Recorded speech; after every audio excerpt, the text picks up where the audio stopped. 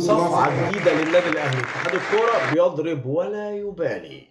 الحكم محمود وفا بيحصل على الشارة الدولية النهاردة، ده في انتصار للتحكيم المصري، واحنا كجمهور الزمالك بنقول لك يا كابتن محمود والتحكيم المصري احنا في ظهركم، احنا معاكم، جمهور الزمالك كله معاكم. اللي شايف غير كده وعايز يجيب حكم اجنبي يا باشا هات، مفيش مشاكل، بس على حسابك يا باشا، على حسابك. انت عايز تتدلع يا باشا اتدلع على حسابك، ما تجيش تقول لي انا هلعب قصادك بحكم اجنبي وتقول لي ادفع. انا مش هدفع. انت عايز حكم اجنبي يا عم هات على حسابك حكم اجنبي يا عم.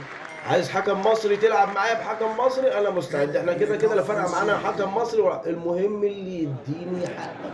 مشكلتك انت انك انت عايز اكتر من حقك.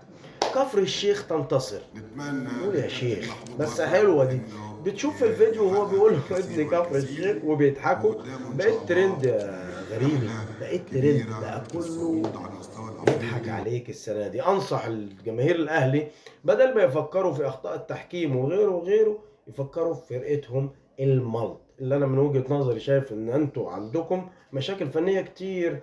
يكفي ان عندكم راجل قاعد بالاكراه اللي هو اسمه يستر، مش عارفين تديله مستحقاته، وفي الآخر تعيبوا على إدارة نادي الزمالك.